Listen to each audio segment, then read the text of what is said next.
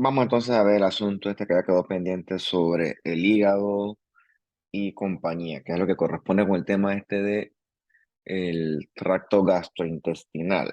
Entonces, primero vamos a ver el hígado, ¿no? Entonces, pues, del punto de vista anatómico, tú conoces que el hígado es un órgano, pues, bastante grande. Está en el hipocondrio derecho y que se caracteriza por tener un aporte sanguíneo dual, donde la sangre de los órganos viscerales, o sea, la circulación esplácnica, llega al hígado vía la vena porta, que es una sangre que es pobre en oxígeno, pero rica en nutrientes, y la otra fuente de sangre va a ser vía la arteria hepática. Es una sangre que sí es rica en oxígenos. Eventualmente, pues, asumo que tú habrás conocido en tu curso la estructura del lobulillo hepático, ¿ok? Que es la unidad funcional del hígado, que pues es la que más se utiliza. Es cierto que dependiendo de qué libros tú investigues, hay distintas formas de estructurar al hígado, pero esta que está acá, que en el lobulillo, es la estructura clásica, donde nosotros tenemos que alrededor de una vena central, los hepatocitos se disponen radialmente en una estructura que pues más o menos pues es poligonal, tampoco es un asunto perfecto, lógicamente es un esquema, y que los extremos de esas estructuras esto van a coincidir con las triadas portales. Tú sabes muy bien, o debe asumo que tú sabes muy bien, que en las triadas portales nosotros encontramos entonces tres estructuras, como dice la palabra triada. Encuentras al dúctulo biliar, a la rama de la arteria hepática y a la rama de la vena porta. Entonces, tomando en cuenta estos hechos, vemos que hacia la periferia del lóbulo hepático, entonces la sangre es rica en nutrientes y rica en oxígeno. Y a medida que nos vamos acercando a la vena central, la sangre entonces va a ser sobre todo pobre en oxígeno. Entonces eso te explica a ti por qué los hepatocitos de la zona centrolobulillar trabajan con metabolismos distintos a los hepatocitos de las zonas periportales. Ese concepto es importante al momento de entender cómo en el hígado se produce la enfermedad. Entonces, esto es lo que te expliqué antes, ahora sí, pues en una imagen pues histológica, sobre todo esto de la triada portal, tiene una rama en la vena porta, una rama en la arteria hepática, y este ductulito biliar, que lo puedes ver aquí, está revestido por epitelio cúbico simple. Recuerda que esto es una parte importante de esa estructura del lobulillo hepático. Bien, a lo largo de las enfermedades que vamos a discutir, vamos a ir viendo ciertas estructuras importantes del hígado, aparte de la vena central y el lobulillo hepático. Vamos a ver, pues, bueno, yo creo que se ha mencionado a lo largo de todo lo que hemos hablado, que pues enfermedades hepáticas hay muchas. Por lo general, uno asocia el hígado con alcohol como algo tóxico. Y bueno, lo que pasa es que eso es lo que es más común desde el punto de vista social, pero realmente el hígado es sitio de mucho otro, bastantes, un montón de enfermedades. Hay infecciosas, hay metabólicas, hay enfermedades autoinmunes, hay intoxicaciones hepáticas, sobre todo la más reconocida, la más descrita es asociada a acetaminofén, que es un medicamento pues de uso diario. También hay neoplasias, tanto benignas como malignas. O sea, el hígado, pues, al ser tan grande, es un sitio, pues, de mucha enfermedad. También se ha mencionado hasta el momento que el hígado, pues, se caracteriza por ser un órgano que tiene una alta capacidad de regeneración. Por lo tanto, pues, esto es bien resistente al daño. Se ha dicho también, pues, que, pues, desde el punto de vista clínico, cuando hay enfermedad hepática, puede que tú digas, bueno, el paciente está ictérico, un signo sutil que realmente la ictericia, tú sabes que, pues, no solamente se ve enfermedad hepática. En ese sentido, la enfermedad hepática, hasta que esté bien instaurada, suele ser con síntomas leves o asintomática. Entonces, la enfermedad hepática requiere la correlación con los estudios de laboratorio. Y atingentemente el libro nos lo resume aquí en esta tablita de la derecha. Tienes que recordar que a veces eso confunde mucho y yo sé por qué, pues porque Eh, Me imagino que ustedes le dan clase a un montón de profesores viejos, dinosauriescos, que a esa gente pues le gusta las doctrinas. Las doctrinas son difíciles de discutir. Entonces, cuando te hablan a ti de prueba de función hepática, siempre te mencionan a las benditas enzimas, las transaminasas. Mira, aquí la tablita lo dice. Las transaminasas lo que miden es la integridad del hepatocito en función de la lesión hepática aguda. O sea, cuando la transaminasa está volando, es porque el hepatocito está bajo ataque. La palabra dice función hepática. Entonces tú tienes que irte atrás a tu fisiología y tu anatomía y tu histología, ¿por qué no? Y tú dices, ¿qué hace el hepatocito? ¿Qué función tiene el hepatocito? Entonces tú sabes que el hepatocito, pues, ¿qué función no tiene? El hepatocito hace mil cosas. Aquí dice clarito. El hepatocito produce proteínas. Si estuviéramos en vivo, yo te preguntaría a ti, ¿cuál es la proteína más abundante de la sangre? Y unos atorrantes me responderían, la hemoglobina. No, a la tanta paja. La más abundante es la albúmina. ¿Qué otras cosas produce el hepatocito? Tiempos de coagulación, perdón, esto, factores de coagulación que son medidos a través de los tiempos de coagulación. Entonces, medir la producción de proteínas a través del hepatocito. Esas son pruebas de función hepática. Que cuando tienes alteradas las proteínas y los factores de coagulación, eso te indica a ti que el hepatocito está sufriendo y que no puede producir adecuadamente sus proteínas. Por lo tanto, aquí dice la tablita clarito, ¿no? Hepatocyte function, ¿ok? Tienes que medir y evaluar en función del contexto clínico cómo están esos niveles de proteína para ver cómo está el hepatocito funcionando. Eso lo puedes apoyar con el tema de las bilirrubinas. O sea, teniendo en cuenta tu contexto anatómico bien claro, pues solamente las bilirrubinas no se afectan en el hígado, tienes que irte a la parte de las vías biliares y también esa parte de hemólisis. Entonces, todo eso es importante medirlo al momento de evaluar esto, el tema este del hígado. Pero pues, mira, aquí dice clarito, ¿ok? Todo lo que es AST y ALT lo que mide es la integridad del hepatocito, no mide la función. Eso es una cosa que pues es difícil hacer que eso se entienda adecuadamente, pero bueno, pues tú dirás. Y si no me quieres creer a mí, puedes leerlo. No tienes que hacer caso a mí, yo soy un orientador.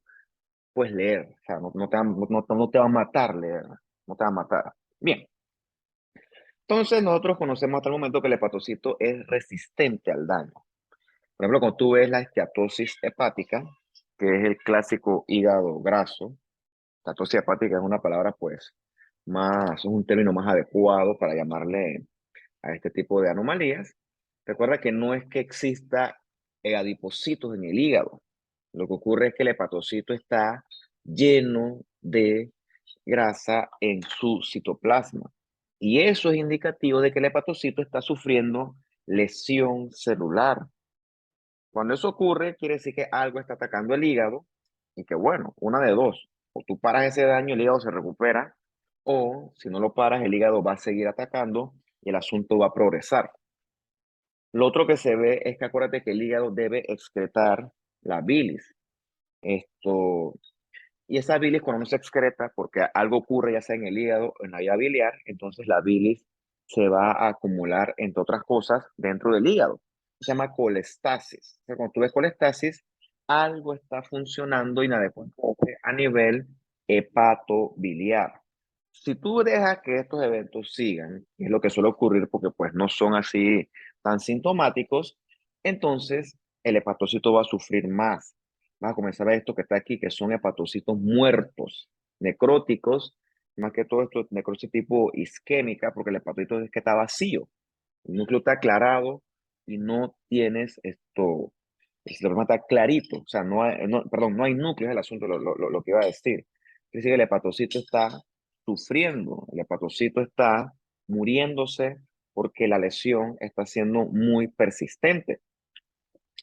O lo otro que puedes ver como acá es esto rosadito, que es un cuerpo apoptótico. Entonces, mucha apoptosis en los hepatocitos, tú piensas, por ejemplo, en algo viral, algo autoinmune, o algún tipo de intoxicación.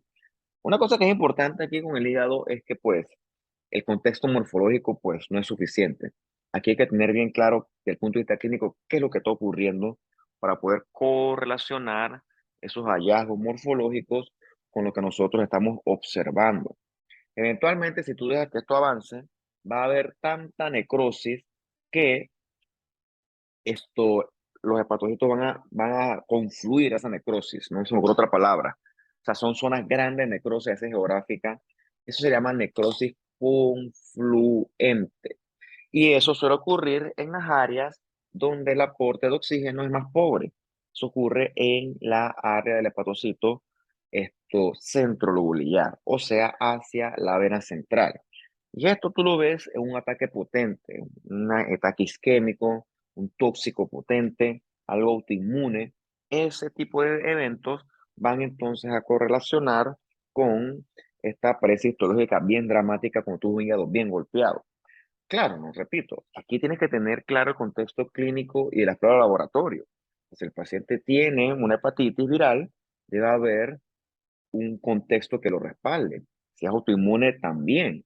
Si es un asunto por hepatitis alcohólica, también. O sea, el hígado no se daña así por arte de magia. Tiene que haber algo que justifique ese evento. Bien, de tu curso de histología debes haber escuchado que no es normal ver mitosis en el hígado, a pesar de que el hepatocito tiene una extraordinaria capacidad de regeneración, no debe haber mitosis en un hígado sano.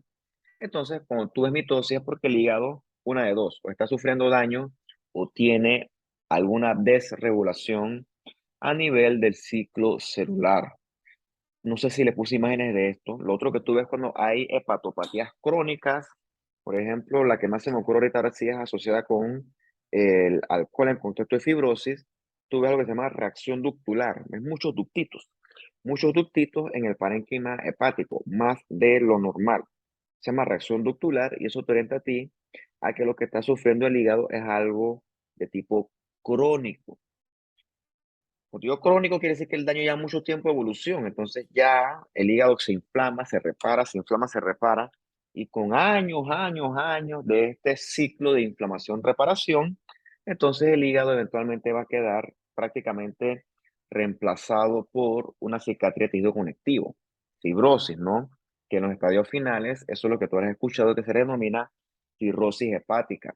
Este fenómeno comienza en una estructura que asumo que tú conoces de tus cursos anteriores, que se llama el espacio perisinusoidal o el espacio de Dice. En ese espacio hay unas células que se llaman las células de Ito o las células hepáticas estrelladas, que frente a la lesión celular se diferencian en miofibroblastos y comienzan a secretar colágeno en esa área. Si tú quitas lo que está molestando el hígado, eso es reversible.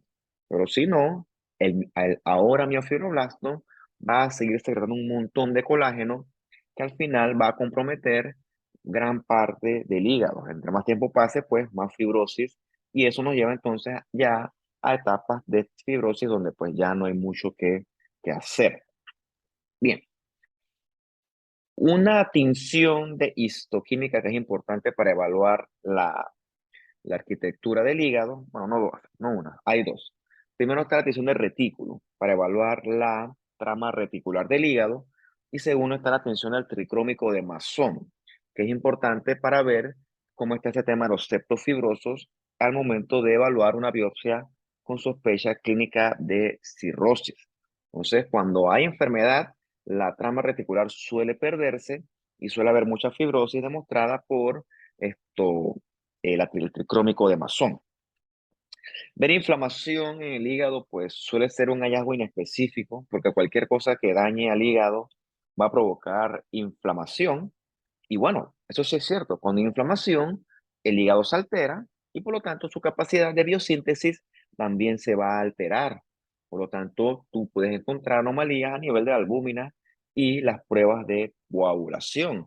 Lo otro que puedes encontrar es aumento de las pruebas o las proteínas de fase aguda.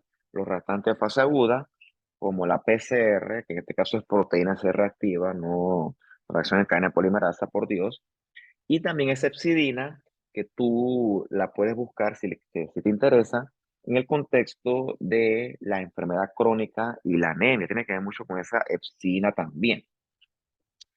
Por lo general, cuando tú ves mucho linfocito y tú lo tipificas al linfocito y lo que todo tiene sobre todo son citotóxicos CD8, eso te orienta a ti a que hay algo viral, que hay una hepatitis viral. Sabes que los virus lo que hacen es infectar. En este caso, el tropismo va a ser por los hepatocitos y va a ser misión de los citotóxicos destruir esos hepatocitos infectados por virus, que eso es lo que hacen. El problema es que cuando hacen eso, no solamente matan a los hepatocitos infectados, sino que matan a todo lo que se encuentra en su camino. Por eso es que la infección, la hepatitis viral, pues, el hepatocito, pues, sufre demasiado daño. Entonces, pues, hasta que uno corrija eso de fondo, el citotóxico no va a dejar de atacar y en el contexto de la historia natural de la enfermedad, probablemente al final lo que tengas, debido a la inflamación, es más daño que beneficio. También en este caso, que es una hepatitis C, tú ves que hay cuerpos apoptóticos, que son los sinusoides hepáticos del espacio blanco, esta es otra apoptosis, y ves una eh, inflamación, que aquí son linfocitos chiquititos. Para tipificarlos, en este caso ya que esto es tejido, sí tocaría hacer marcadores tipo CD8, CD4, para ver qué tipo de población es la que está predominando aquí. CD20 también para evaluar, que no creo que no creo que sea lo que predomina. Bien, en el contexto de una falla hepática aguda, esto es una cosa grave, que esto es una cosa grave y mortal. O sea, quiere decir que algo está afectando agudamente al hígado, tanto así que puede llevar a encefalopatía hepática. ¿Por qué? Porque hay acumulación de demasiados metabolitos tóxicos. Es una condición seria. Por ejemplo, eso puede ocurrir, bueno, si tú quieres hacer el experimento en honor a la ciencia, puedes agarrar y tomarte, ingerir 50 tabletas de acetaminofén, a ver qué sucede, en honor a la ciencia. Porque la acetaminofén en dosis óptimas es muy bueno, pero en dosis excesiva, pues, tóxico. Entre otras cosas, es tóxico para el hígado. ¿Qué otras cosas provocan falla hepática aguda? Pues una hepatitis autoinmune a toda mecha, o para variar, una hepatopatía viral. Cuando tú tienes esa apariencia de una falla hepática aguda, pues los hallazgos a nivel morfológico son relativamente constantes. Tú lo que vas a encontrar es necrosis masiva que va a ser de predominio a nivel centrolobulillar, sobre todo pues rodeando a la venita central. Va a haber necrosis confluente también. ¿Ves todo esto que está aquí, todo eso rosado? Todo eso es necrosis. Y lo otro que puedes encontrar es esteatosis de tipo microvesicular. Microvesicular es la que se asocia con daño así agudo, daño tóxico. ¿Ok? Esa es la que se asocia con esa estatosis microvesicular. La macrovesicular es la que es crónica y se asocia sobre todo con un consumo excesivo de alcohol. Es que el hígado se ve así amarillo, chiquitito, está todo golpeado ese pobre hígado. Como el hígado está fallando agudamente, no está funcionando, entonces la excreción de bilis está fallando. Por lo tanto, la bilis se va a acumular en el hígado, va a haber colestasis y también va a haber acumulación de bilirrubina. Por lo tanto, el paciente va a estar ictérico. Entonces, le trae una bilirrubina, va a estar ictérico, pero con predominio de bilirrubina conjugada. Acuérdate que la no conjugada es la que se asocia con la hemólisis. También como el hígado debe metabolizar todo este tema del amonio, como él no está funcionando, el amonio se va a acumular en la sangre. Y el amonio es neurotóxico. Por eso es que ocurre entonces esa encefalopatía hepática con un montón de síntomas neurológicos que si no lo corrige, pues el resultado probablemente va a ser la muerte del paciente. Lo mismo, como el hígado no está funcionando, pues va a haber coagulopatía porque no estás produciendo adecuadamente factores de coagulación. Y si mides la albúmina, probablemente también esté alterada.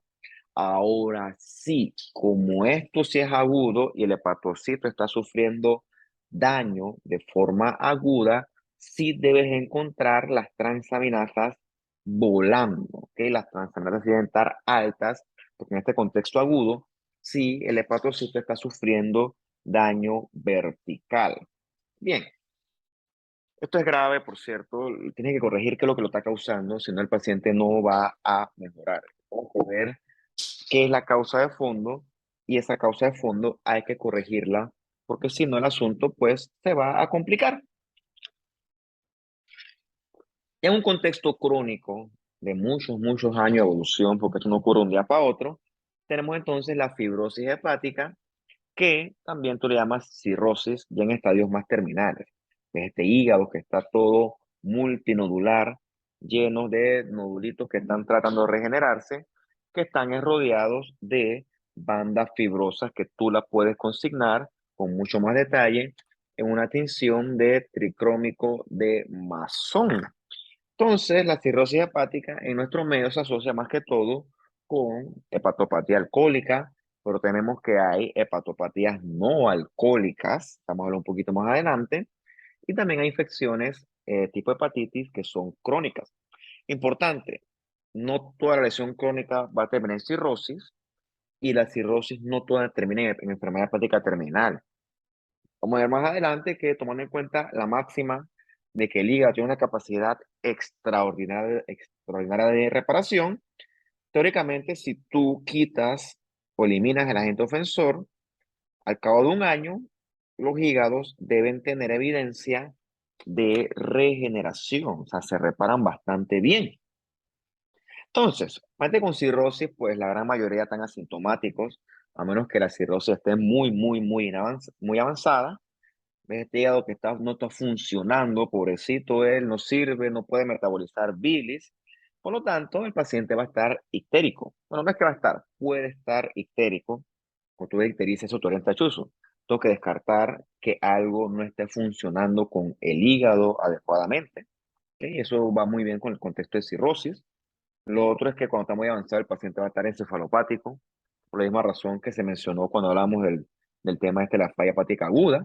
Y lo mismo, mira la albúmina y los factores de coagulación y van a estar por el piso, porque repito, el hepatocito no está funcionando adecuadamente. Van a encontrar también pérdida de peso, malestar general, debilidad, pero son síntomas inespecíficos que no te van a ayudar a hacer el diagnóstico.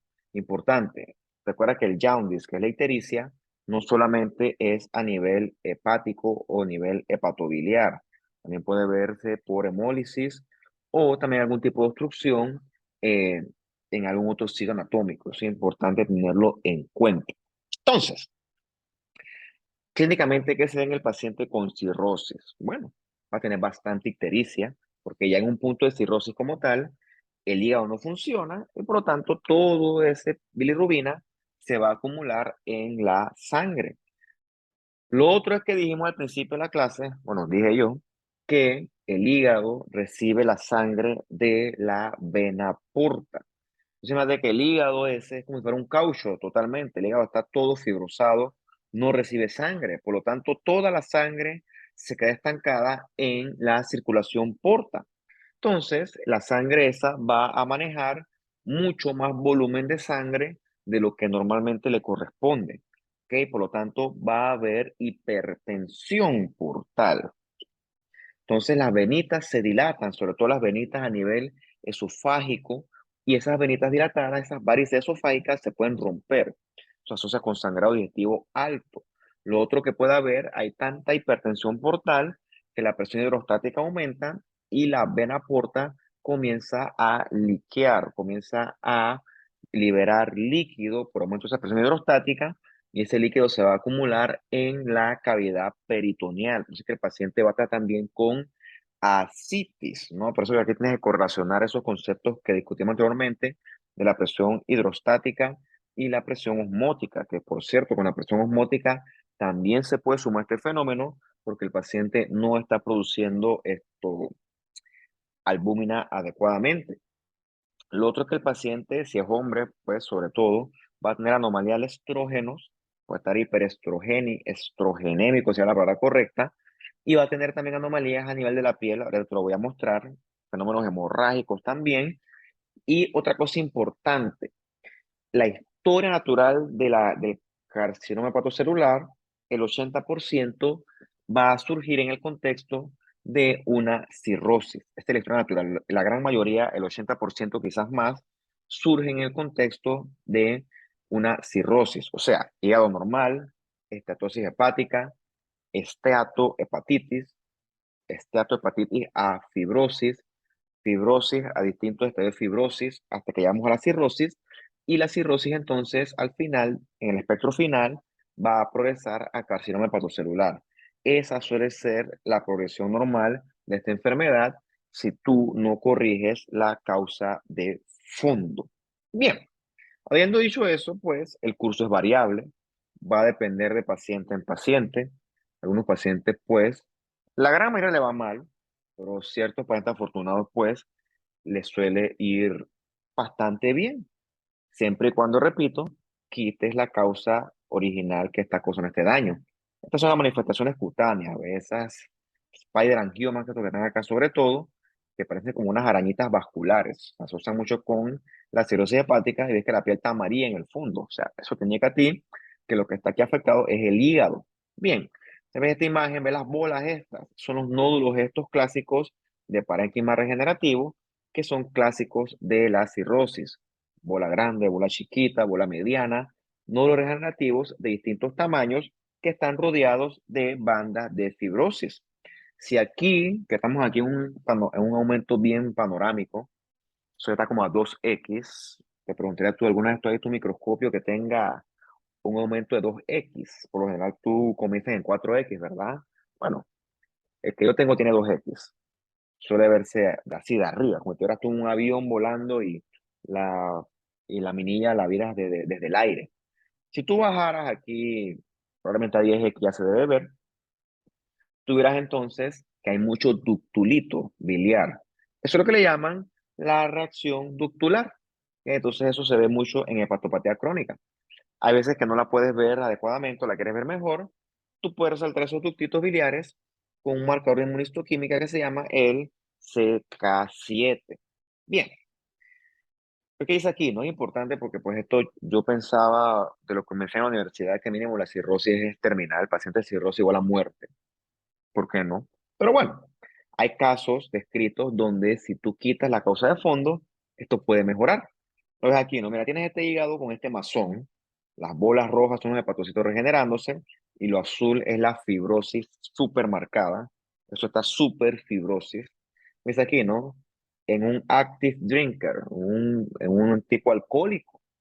Y luego un tiempo de larga abstinencia, que repito, esa no suele ser la norma, pero asumiendo que se logra, pues, entonces puedes ver esto que está acá.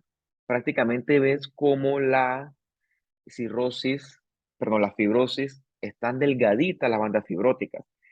En un año de abstinencia prácticamente ya no hay evidencia de fibrosis y prácticamente todos los nódulos se han fusionado. Y el hígado este tiene una gran evidencia morfológica de regeneración. O sea, esto puede ocurrir. Esto está descrito, por supuesto, ¿no?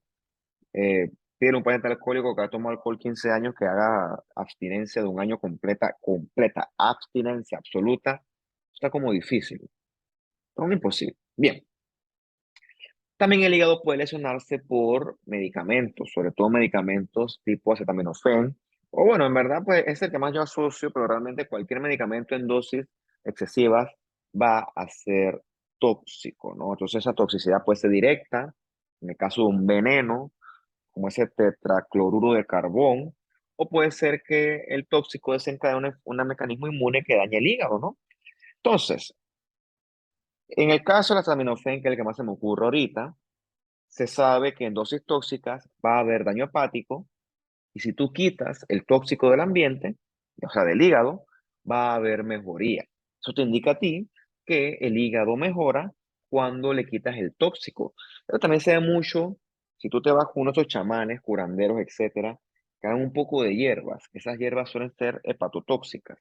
Le das la hierba al paciente te hace los síntomas de hepatotoxicidad, sobre todo la ictericia. Quítasela y el paciente mejora. Eso te indica a ti que esa es una lesión inducida por venenos, ¿ok? Por tóxicos, y entonces, pues, tú lo puedes predecir hasta cierto punto. Hasta cierto punto, dije, o sea, hay excepciones. Bien, La que sí nosotros vemos en nuestro medio con bastante frecuencia es la enfermedad hepática asociada al consumo de alcohol. O sea, esto que tienes acá es un hígado y ves las bolas blancas. Eso es grasa, ¿ok? Eso es lo que llaman esteatosis hepática en el contexto de una hepatopatía alcohólica por el uso crónico o abuso crónico de alcohol. Bien, ves que las gotas de grasa son grandototas, se lo llaman esteatosis macrovesicular, que la debes contrastar con la microvesicular, que se asocia a lesión por venenos, por tóxicos como tal. Es importante hacer esa distinción. Entonces, esta apariencia clásica es la que se asocia con el consumo de alcohol, eso es lo que llaman coloquialmente hígado graso. Aquí le vamos a llamar esteatosis hepática. Puede ser alcohólica, que es la más común, pero también vamos a mencionar que hay un contexto donde el asunto es no alcohólico. Mira, aquí se ve fabulosamente bien. ¿Cómo yo sé que es macrovesicular? Porque, bueno, yo sé que el hepatocito es una célula grande y esas bolas de grasa que estás viendo aquí, las blancas, son mucho más grandes que un hepatocito. Por lo tanto, esto es macrovesicular. Lo que sí es cierto es que cuando yo veo esto no es igual a alcoholismo, no, porque la contraparte no alcohólica es igualita, es idéntica. Esteatosis macrovesicular, cambio graso evidente. Realmente, pues, la apariencia de la estatosis es igual en la parte alcohólica y la parte no alcohólica. Como el paciente, el alcohólico es más tóxico el consumo de alcohol, este sí va a complicarse con inflamación y se va a progresar o debe progresar a esteatohepatitis. Aquí sí va a haber daño en los hepatocitos, lo que se llama ballooning o balonamiento del hepatocito, se ponen grandototes ellos, va a los cuerpos de Mallory-Denk, ahorita te lo voy a enseñar, y vas a ver también bastante inflamación. Bien, aquí los hepatocitos estos que están aclarados, el citoplasma, como bien clarito. Eso es el balonamiento de los hepatocitos. Y hay ciertos hepatocitos que se ven, pues, así como vacíos, con estos cuerpos, pues, eosinofílicos, prácticamente. Esos son los hepatocitos o los cuerpos esos de Mallory-Denk, que se asocian ya a una esteatohepatitis que está muy avanzada, o es que está en progresión, será más, lo más correcto. Y lógicamente aquí hay inflamación, hay linfocitos. Mira, este que está aquí es otro Mallory-Denk, que se ve como si fuera un hepatocito vacío, que tú lo puedes contrastar con un marcador de inmunistoquímica, que es la citocreatina 8 y 18, pues esa sí no la he visto en persona, pues, pero supuestamente dice que los Mallory-Denk son positivos para esta. Aquí se ve mejor, ¿no? Ven los pelitos claritos, prácticamente blancos, pues fuera un cristal, se ven ellos. Ese es el balonamiento hepático. Cuando tú ves eso, quiere decir que el hepatocito está bajo ataque. Un momento que ya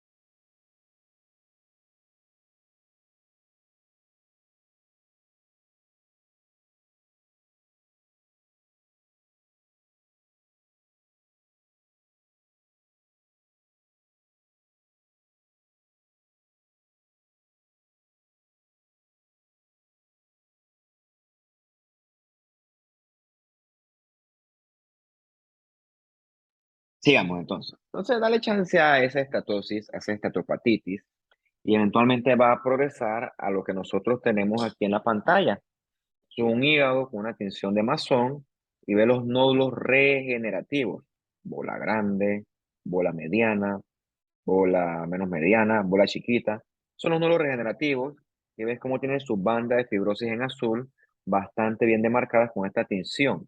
En el fondo ves como eso blanquito. Eso debe ser esteatosis, ¿ok? Entonces, esa es la progresión natural de este tipo de enfermedad. La historia natural, pues así es como progresa. Bien. Mucha gente se pregunta eso, ¿qué es consumo excesivo de alcohol en el contexto, pues, de cirrosis? Como que, chuzo, ¿será que yo estoy tomando mucho y estoy eh, causándome una cirrosis? Bueno, yo te puedo decir que es eso, pues, porque eso va a variar de individuo a individuo. Tú vas a encontrar gente que, pues, toma excesivamente esas cantidades y no les pasa nada, y otros que, pues, toman menos y tienen más daño. Por ejemplo, se ha descrito que los hombres son más resistentes que las mujeres a ese tipo de eventos, por lo tanto, tal cosa como una regla de 2 más 2 no existe. Entonces, yo te voy a citar lo que dice el libro. ¿Ok?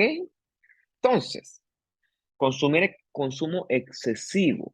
¿Ok? Consumo excesivo son de 10 a 15 años tomando todos los días una de dos, o bueno, dos de dos, ¿por qué no? 3 tragos de licor fuerte al día o 6 cervezas con un porcentaje mínimo de un 5% por 10 a 15 años, todos los días religiosamente, todos los días sin falta, no puede fallar.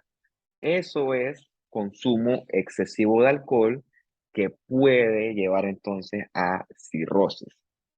Eso es lo que dice el libro, por cierto, eso no es una regla absoluta de 2 más 2. Entonces, lo que sí es cierto es que el gran bebedor, el que sí bebe normalmente, sí va a desarrollar en prácticamente más de un 90% de los casos una esteatosis. Eso sí es cierto. Recuerda, hasta este punto la esteatosis no te va a matar. La esteatosis indica que hay daño hepatocito, pero bueno, la esteatosis el hígado la puede manejar bien. Ahora sí, de esos pacientes con esteatosis, como voy a leerlo aquí como dice, 10 o un 35% van a progresar a esteatohepatitis. O sea, un 3%, un tercio de los pacientes. Y de ese tercio, hasta un 20%, o sea, uno de 5, sí te va a progresar a cirrosis. Y de esos que tienen cirrosis, hasta un 20%, repito, uno de 5, ¿ok? Ese es el que puede progresar, si está vivo todavía, hacia carcinoma hepatocelular. O sea, de 100 pacientes, qué sé yo, uno o dos con cirrosis te van a hacer hepatocelular carcinoma. Así calculando, no estoy seguro si uno o dos, pero no más de 5. Del punto de vista estadístico, que es importante mencionarlo, estadístico. Que esto no es como una cosa, repito, que 2 más 2.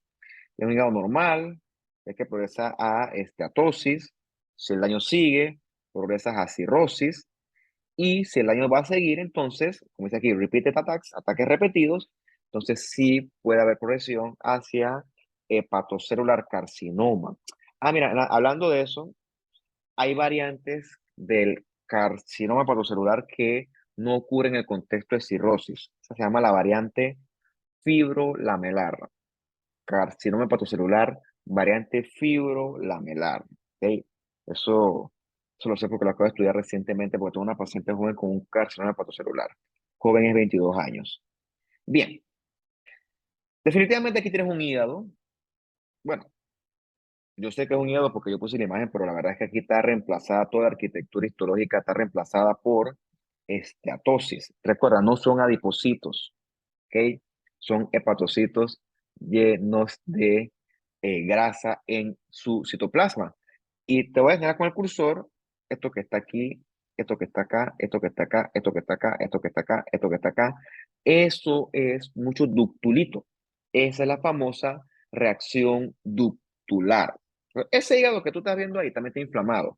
Eso es lo que le llamamos nosotros una esteatohepatitis. ¿Ok? Ya esto está mal, que ya esto es hígado sí, entonces sí está mucho más golpeado, mucho más afectado. Ya esto aquí entra dentro del rango de lo que puede ponerse de mal a peor. Como dice aquí, ¿no? 80 gramos de alcohol diario. Eso es buco, que hay un six pack todos los días o 9 onzas de licor que son 3 tragos fuertes. Eso, o sea, eso no es normal. Lo repito, todos los días, todos los días, todos los días, todos los días, por 10 a 15 años. Bien, dice la teoría que la relación entre estatosis y el alcohol es por un tema, pues, metabólico. ¿Ok? En el contexto del metabolismo del etanol, pues se va a producir mucho de ese alcohol deshidrogenasa, más esa acetaldehído deshidrogenasa. Eso genera gran cantidad de NADH. Entonces, ese NADH, que ahorita mismo no me acuerdo bien las siglas que significan porque es un nombre fancy. Entonces, eso va a favorecer la síntesis de lípidos. Entonces, en general, el alcohol altera el metabolismo de los lípidos a nivel hepático, lo que favorece la progresión esa a esteatosis. No voy a leer eso porque, o sea, no voy a hacer mucho detalle en eso porque eso ya abarca más que todo el contexto bioquímico y pues yo nunca, yo soy lo que soy, yo no soy bioquímico, ¿ok? Yo no pretendo meterme en esos terrenos tan sombríos para mí. Así que pues, si a ti te gusta la bioquímica o ese tipo de áreas, pues, bueno, ya tú, pues, siempre te exhortaré a que lo leas si te interesa y que lo busques. Pero la verdad es que a mí no yo me quedo con mi contexto morfológico, de mis colorcitos, de mi microscopio y mi anelazón.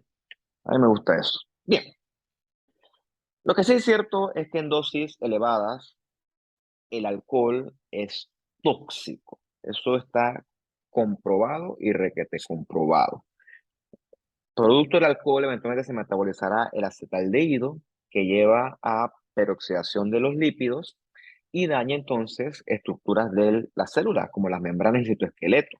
El mismo alcohol deteriora la función de la mitocondria y todo eso provoca inflamación. Y esta inflamación va acompañada de producción de especies reactivas de oxígeno, las que nosotros conocimos en algún momento del partido cuando hablamos sobre la lesión celular. Esas especies reactivas de oxígeno, esos ROS, esos radicales libres, dañan la membrana, dañan las proteínas, dañan los lípidos y todo eso va a atraer más neutrófilos, más linfocitos, más macrófagos, más todo. Y al final del día, esa esteatohepatitis va a tratar de regenerarse y la regeneración va a consistir en reemplazar ese hígado prácticamente por una cicatriz de tejido conectivo fibroso, que es lo que tienes aquí, ya una cirrosis onset como tal, una cirrosis que ya está establecida como tal. Bien, importante, no todos los alcohólicos te van a hacer cirrosis. Eso es importante porque, pues, no es que porque yo tomo, yo voy a hacer cirrosis, yo estoy con una hepatopatía. No, un porcentaje pequeño es el que va a progresar. Ves los nodulotes acá, mira, acá ni siquiera hace falta un masón. O sea, es evidente acá cómo tienes todos los nodulotes de parénquima hepático que se está tratando de regenerar. Repito, dice la teoría, dice el libro, yo no me estoy citándolo, yo aquí yo no soy el dueño de la verdad. Si tú quitas, en este caso el alcohol, va a haber evidencia de reparación con el tiempo. O sea, el hígado tiene, repito, una capacidad extraordinaria de regeneración, si quitas lo que está dañándolo de fondo. Entonces, sobra decir que en esta esteatohepatitis slash cirrosis hepática, pues el hígado no va a funcionar adecuadamente. Vas a tener, por ejemplo, aumento progresivo de las bilirrubinas. No te lo voy a decir, te preguntarás cuál, la conjugada o la no conjugada, tú me dirás. También puedes tener compromiso a nivel biliar, con aumento de la fosfatasa alcalina, y el hígado se va a poner grande, va a estar con hepatomegalia. Repito, progresivo, porque entre más progresa la enfermedad, más marcados son los hallazgos a nivel de las pruebas de laboratorio. Yo lo vi aquí, yo dije 10 a 15, probablemente era 15 a 20. Consumo excesivo de alcohol. Y digo, estoy hablando de estos tipos que tú ves que toman afuera de la tienda y que agarran una pacha de seco o de gin caballito, o bueno, seco está muy fino. Gin caballito, sí, eso es veneno. Y tú lo ves que los tipos con su vaina normal, así, glu, glu, glu, como si fuera eso agua. Cha, está foco. ¿Tú crees que ese man le importa comer? ese man no importa bañarse. O sea, eso ya es un tipo que está enfermo, ¿ok? Por lo tanto, no solamente va a estar cirrótico, sino que va probablemente a tener cualquier otro tipo de enfermedades asociadas a. Bien, bueno, es cierto que este curso crónico se puede complicar con una hepatitis alcohólica aguda si lo que ocurre es abuso de alcohol. Hay un periodo de abuso de alcohol. Mira, tú esta la vena central y los hepatitos que están rodeándola están rosados, no hay núcleo. Eso es la necrosis, esa confluente. Y cuando hay necrosis, tú sabes que la necrosis atrae inflamación con más neutrófilos. ¿Ok? Entonces, eso va a provocar más daño, como producción de radicales libres, etcétera. Es una especie de círculo vicioso. Le hace a ese paciente pruebas de laboratorio, debe tener las bilirrubinas altas, igual a fosfatasa alcalina, y como aquí sí hay daño agudo, sí vas a encontrar aumento de la AST y la ALT, que pues esto son las transaminasas que ya tú conoces bastante bien, creo yo. Bien, este paciente que hay la medida de soporte, hay que compensarlo metabólicamente, pero como dice acá, ¿no? Si no hay abstinencia del alcohol, pues el asunto es medio en vano. Bien, esta que últimamente está agarrando bastante auge, porque yo siempre te lo voy a hacer bastante énfasis aquí. Lo que nos mata a nosotros actualmente no es las infecciones, eh, el cáncer está de segundo lugar y el cáncer es muy heterogéneo para meterlo solito a él en una sola categoría. Es la enfermedad cardiovascular. Y la enfermedad cardiovascular tiene mucha correlación con la enfermedad metabólica. Y eso tiene mucha correlación a su vez con nuestros estilos de vida. O sea, eso es lo que nos está matando a nosotros, nuestro estilo de vida, que somos sedentarios, somos perezosos, comemos demasiado y lo que comemos es una dieta inadecuada.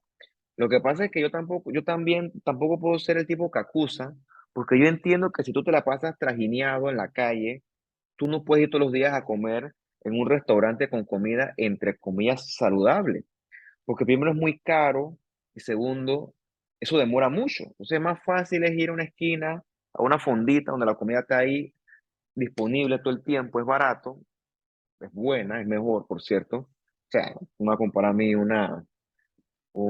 qué sé yo, una hojalda, una tortilla, una cosa así bien pretty, con una ensalada, qué ingratitud. O sea, entonces, bueno, por nuestro estilo de vida, tristemente nos obligan a, pues, con el tiempo enfermarnos. Entonces, de ahí también nace la enfermedad cardiovascular, todo lo que hablamos de riesgo cardiovascular, aterosclerosis, hipertensión, diabetes. Y aquí también, con el tiempo, va a haber compromiso del hígado, para variar, ¿ok? Entonces, aquí ocurre lo que le llamamos nosotros la esteatosis hepática no alcohólica.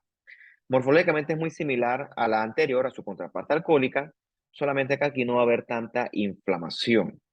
Y esto se correlaciona, repito, con el clásico paciente panameño, clásico, hombre, o sea, hombre, pero bueno, también puede ser mujer, gordo, resistencia a la insulina, pero gordo, sobre todo gordo barrigón, de esos gordos barrigón que cuando, no lo voy a decir, porque va a quedar grabado, pero no se pueden ver, ya sabes qué, tiene una barriga tan grande que no se puede ver, ya sabes qué, o sea, una barriga de competencia, los botones le quedan así a presión en la camisa, o sea, es una obesidad central, una obesidad de pura barriga, le una obesidad visceral. Esa obesidad es altamente indicativa de resistencia a insulina. Le haces una prueba de colesterol, etcétera, todo está alterado. Le toma la presión volando. Y el tipo te dice, me vale madre porque yo me siento bien. No voy a ni dejar de comer, ni tomar medicina, ni hacer ejercicio, está loco. ¿Ok? Entonces, ¿qué ocurre? En ese contexto de obesidad se altera el metabolismo de lípidos. Y entonces el hepatocito queda sintetizando más lípidos y por eso es que va a haber esteatosis con el tiempo. Entonces, entre otras cosas, si tú quieres corregir esto, tienes que manejar la obesidad. Bien, independientemente de cuál sea la causa de cirrosis, cuando ya hay cirrosis y progresa, vamos a encontrar entonces nosotros correlación con progresión hacia carcinoma hepatocelular. Estadísticamente es raro en el hígado un tumor primario. Lo que es más común es que sea sitio de metástasis debido a el gran aporte sanguíneo que tiene él. Todo el tumor llegará vía la vena porta, la arteria hepática o los linfáticos, pero bueno, es más sitio de metástasis, sobre todo metástasis de origen colorectal, pero curiosamente he visto en menos de un mes dos carcinomas hepatocelulares en pacientes jóvenes. La tenía 39 añitos y la de ahora pues tiene 22 añititos. O sea, esa paciente le tocaron la tómbola, pero la tómbola de las malas. Ahí sí es una cosa ya genética, sindrómica, o mejor dicho, eso no es normal. Bien, se asocia lógicamente a una cirrosis. Entonces, todas las causas de cirrosis te pueden llevar eventualmente a un carcinoma hepatocelular al cabo de muchos años. Pero bueno, también se asocia para variar a tabaquismo, obesidad, hipertensión, resistencia a insulina. Y luego también va a haber mutaciones de genes driver o de supresores de tumores, sobre todo P53, que siempre está metido en el baile, ¿no? En este hígado suelen ser masas grandes, necróticas que expanden, rompen las cápsulas hemorrágicas. ¿Te acuerdas, no? Estas son características de un tumor maligno, un tumor heterogéneo, que se puede sobreinfectar, puede sangrar, puede hacer metástasis. Recuerda que estas son características morfológicas de tumor maligno, grandotote, necrótico. Bien, suelen ser grandes, pueden ser multifocales, infiltran el tejido circundante. Y bueno, aquí nos apoyamos con la inmuno para determinar el fenotipo del tumor, pero una cosa que ayuda mucho es la trama reticular. La reticulina es útil, la tinción de retículo, porque en el hepatocelular carcinoma se pierde la trama reticular. Hay tumores que son bien diferenciados, que pues parecen el hígado de fondo, hepatocitos prácticamente bien diferenciados que hacen ese patrón pseudoglandular, pero hay otros que dicen hepatocitos monstruosos. Pero suele haber diferenciación hepatocelular que se caracteriza por un citoplasma rosadito bien amplio. Eso es clásico de la diferenciación hepatocelular. Es un tumor que puede hacer metástasis. El que tenga una chica de 22 años está metastásico, los ganglios están positivos. Ya eso es evidencia de enfermedad a distancia. Y lo cierto es que el diagnóstico suele ser por imágenes. ¿Okay? Los CATs son bastante útiles para el diagnóstico de este tipo de enfermedad. Ves aquí, y repito, ves que el contexto de fondo, ves que hay cirrosis de fondo. Y este nodulote predominante que es diferente, ese es el foco de hepatocelular carcinoma. Cuando tú lo ves, chuzo, ves esto es lo que hablamos en la clase de neoplasia, morfismo, atipia, células monstruosas. Eso es maligno, súper maligno. Pero como tiene abundante citoplasma eosinofílico, entonces tú hablas ahí, ah, mira, eso me orienta a mí a diferenciación de tipo hepatocelular. Eso también es cierto. Entonces, bueno, yo le quiero hacer inmuno, que casualmente el inmuno está atrasado ahorita. Estoy de marcar un marcador que se llama hepatocito casualmente, HEPAR1, HEPPAR1. Otro marcador que se llama que el glipican, que ese no hay, la arginasa 1 que tampoco tenemos. No es que no hay, no tenemos porque esos marcadores son más nuevos y menos, o sea, son para esto, ¿no? Y tú vas a comprar un reactivo para un tumor que es súper raro, como que pues, desde el punto de vista de recursos no es lo más indicado. También marcan citocreatina 8 y 18. Bueno, si no tienes tantos recursos, lo que sí le puedes hacer es un retículo. ¿Ok? En el retículo tú ves que las bandas de hepatocitos están expandidas. Eso es pérdida de la trama reticular. Eso es diagnóstico, mejor dicho, eso apoya el diagnóstico en el caso de los carcinomas hepatocelulares. La pérdida de la trama reticular. Bien, esto sí me voy a acordar, así que esto sí, apréndetelo para tu examen final. Me voy a acordar porque tengo casos, cuando tengo casos me acuerdo, ahí sí me acuerdo. Bien. Ya vimos el 80% de la clase, que está 85. Vamos a los próximos 10 minutos, 15 quizás, de la vía biliar, un poquito del páncreas. Bien, la enfermedad clásica de la vesícula biliar en nuestro medio es la colelitiasis o la presencia de la vesícula biliar. Si tú no nos presentas en el salón de clase, ustedes que son un montón, yo le diría, sin temor a equivocarme, de aquí, por lo menos uno, en los que estoy incluido yo, fijo, tiene piedras en la vesícula. Eso es súper recontra archi común. ¿Por qué ocurre exactamente? Eso hay que leer mucho y cuando tú lees, la conclusión es que la explicación es incierta. Lo que pasa es que si supiéramos por qué ocurre, lo pudiéramos evitar. Y ese es el problema. O sea, yo te puedo decir por qué ocurre, pues no puedo evitarlo, entonces pues mi explicación se queda corta. Así que por el momento pues nos quedamos medio cortos allí. Repito, si quieres leer, puedes hacerlo. Nadie se ha muerto por leer ni por aprender, por eso te exhorto a que lo hagas. La teoría dice que es que hay mucho soluto, hay sobresaturación de soluto, tanto así que el soluto se comienza a cristalizar cada vez más y más y más, hasta que forma literalmente estas piedritas.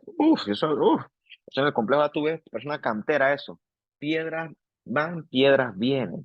Yo digo, nadie iba a hacer una colección de piedras, pero pues eso se va a ver como medio extraño, así que pues renuncié a esa idea. Pero todavía pudiera hacerlo, sería bonito, por cierto, sería interesante. Una colección de piedras en de la vesícula. Sobre todo eso lo ven en el mercado negro, la piedra en la vesícula.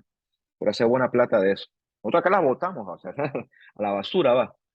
Ah, pues vamos a ver. ¿Qué cosas son las que se pueden sobresaturar? Colesterol, clásico en la dieta también, y también pigmentos, sobre todo de bilirrubina. Eso también tú lo ves. Esto que aparecen cálculos de bilirrubina, ¿ok? Eso se asocia mucho al paciente que hace mucha hemólisis. Siendo un ejemplo clásico, el paciente falsémico. Bueno, la colelitiasis, el problema es que la piedra en la vesícula inflama la vesícula y entonces va a haber colecistitis. Si es crónica, pues se opera y ya, santo remedio. Una cosa que es cierta es que el paciente puede ir perfectamente bien sin vesícula y no le va a pasar absolutamente nada. Cool.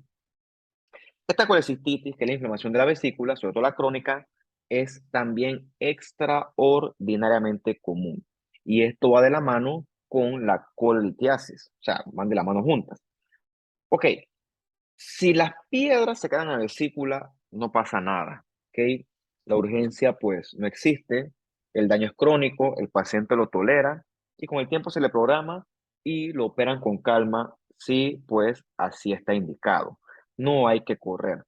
Por eso es que si la piedra es grande, es bueno, porque si la piedra es grande, se queda circunscrita hacia adentro de la vesícula y entonces se queda allí. El problema es si la piedra es chiquitita y entonces se mete por el conducto cístico y la vía biliar. Y ahí obstruye ese conducto cístico o la vía biliar, el colédoco, etcétera, y ahí sí vas a tener tú una urgencia real, que hay una colecistitis aguda. Lo mismo, ¿no? Como eso va a irritar la vía biliar, tú correlacionas eso con la prueba de función hepática, perdón, con los laboratorios hepáticos, perdón por decir eso, y puedes tener ictericia también, puedes tener aumento de las pruebas de función hepáticas, dependiendo de qué región del hígado está afectada, perdón, la vía biliar, y lo que sí vas a tener es aumento de la fosfatasa alcalina, porque va a haber daño a los células epiteliales de la vía biliar. Y como dice aquí, es una urgencia quirúrgica, eso sí es peligroso, ¿no? Eso sí es peligroso. El manejo aquí es quirúrgico, aquí la vesícula es como está inflamada la lámina propia, eso es propio de eso. Ves aquí esto es colestasis, o sea, el pigmento biliar se acumula en la mucosa o en las criptas estas propias del epitelio de la vesícula biliar. Repito, si la piedra se mete en la vesícula no pasa nada. El problema es cuando la piedrita se va entonces por el cístico o el colédoco, que es el ducto biliar común, ahí sí vas a tener problemas. Y cuando es el colédoco, sí vas a encontrar tú probablemente ictericia, aumento de bilirrubinas y también aumento de fosfato alcalina. Eso es importante saberlo. Bien, el páncreas es sitio de bastante enfermedad. Recuerda que hay un páncreas exocrino que secreta enzimas, tripsina, tripsinógeno, amilasa, lipasa, DNAsas, y el páncreas endocrino que va a estar representado por los islotes de Langerhans, con las células que secretan glucagón, insulina, somatostatina, et al. ¿Ok? Páncreas, al ser un tipo que está metido muy dentro del abdomen, se asocia con enfermedad que suele ser grave, ¿no? El páncreas es un sitio que cuando se enferma suele haber, pues suele ser bastante serio, suele ser páncreas problemático. Bien, pancreatitis aguda, bueno, lo que me faltó aquí fue una anatomía. Te buscas por ahí en tu libro Anatomía, cuando estés viendo esto, una imagen de un páncreas cualquiera, y te buscas la correlación del páncreas, el conducto pancreático común, que se llama el conducto de Wirsung, y su relación con el duodeno. Y vas a ver por ahí que tienes correlación con el ducto biliar común. ¿Qué ocurre?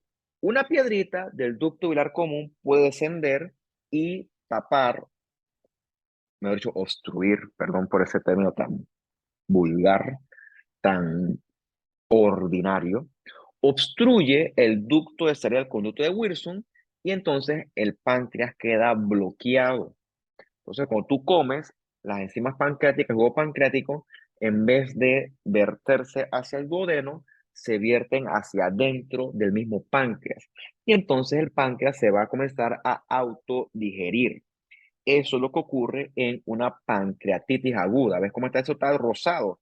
Es pura necrosis. ¿Ok? Esto está todo licuefactivo. El páncreas literalmente se come a él mismo. Está una necrosis potente. ¿Ok? También va con esa necrosis grasa que es clásica de las pancreatitis agudas. Es una urgencia quirúrgica. ¿Ok? Y cuando tú ves eso, tú aquí se encuentras enzimas pancreáticas volando, ¿no? Sobre todo las lipasas y la milasa, ¡puf! Volando a 1000 kilómetros. Prácticamente el paciente va a estar con dolor, va a estar clínicamente bien sintomático. Todo eso correlaciona con una pancreatitis aguda, una urgencia. Mira eso, todo eso rosado, páncreas está todo necrótico, todo autodigerido y también vas a tener necrosis grasa por la liberación de las lipasas. Va a tener hemorragia, inflamación. Este páncreas está todo golpeado. ¿Por qué? Porque las enzimas pancreáticas se están liberando dentro del páncreas, dentro del mismo. Entonces, tienes, mira, ve qué bien. Aquí está chiquita, pero pues me va a funcionar. Tienes aquí tu páncreas, ve la correlación de la cabeza del páncreas con el duodeno y este que está aquí señalando yo con el cursor, ese es el conducto de Wilson. Y este que está aquí bajando desde la vía biliar común, ese es el colédoco. El problema es una piedrita, ven aquí, la piedrita está por acá y ¡bum! Se aloja aquí. Si la piedrita se aloja allí, cuando tú comes, la comida llega al duodeno y en presencia de esa comida se le da secretina. La secretina estimula que el páncreas libere su jugo pancreático rico en bicarbonato y enzimas, y en vez de verterse eso al duodeno, como está tapado por una piedrita, ese conducto de Wilson, todo se libera aquí, en el mismo páncreas. Entonces, todas esas enzimas van a comenzar a autodigerir ese páncreas, sus acidos, sus lotes de Langerhans, va a haber hemorragia, va a haber necrosis, va a haber inflamación, va a haber compromiso de todos esos acinos, va a haber necrosis grasa, entonces va a haber mucha liberación de enzimas, por eso que eso correlaciona con aumento de lipasas y amilasas en sangre periférica, y eso es lo que provoca una pancreatitis aguda. Una urgencia que la medida soporta al paciente, que si hidratación, que si oxígeno, no sé lo que requiera, y lo otro es nada por boca, porque hay que evitar que el páncreas siga liberando enzimas. O sea, el páncreas no sabe, el páncreas está trabajando, él no sabe que lo que está haciendo es malo. Acuérdate que pues no es tan inteligente como tú puedes pensarlo. Bien, este va a estar muy sintomático, eso duele mucho, pues no lo sé, nunca me va a venir, creo que me dé, pero vas a tener, recuerda, aumento de lipasa y amilasas, ¿ok? Ves que el páncreas va a estar todo autodigerido, todo necrótico, una urgencia quirúrgica que se puede, una cosa, urgencia médica que se puede complicar, perdón, va a haber mucha inflamación, mucho edema, mucha hemorragia. Bien, es una urgencia como tal, ¿no? Lo importante aquí, pues más que el manejo por ustedes, es conocer el contexto fisiopatológico y la correlación con las pruebas de laboratorio. Bien, las neoplasias pancreáticas pues son un problema, son letales. ¿Por qué? Porque anatómicamente el páncreas está muy metido dentro del abdomen. Cuando hay un cáncer de páncreas, cuando tú lo vas a ver, suele estar avanzado esa neoplasia pancreática. Por lo tanto, ya suele estar metastásica y de ahí nace su letalidad. Bien, no es que tenga un potencial biológico agresivo, sino que, como tú lo vas ya a diagnosticar, perdón, ya eso está metastásico. ¿Por qué? Porque no hay forma de tamizarlo a tiempo, como harías, por ejemplo, con un PAP, con una endoscopía, con una mamografía, en la piel, con las lesiones que son evidentes. No, cuando tú vas a ver el páncreas ya está metastásico, o sea que tú no detectas la enfermedad en estadios tempranos, ese es el problema. El adenocarcinoma ductal, que surge del sistema ductal del páncreas, es el tumor maligno más común de esta región.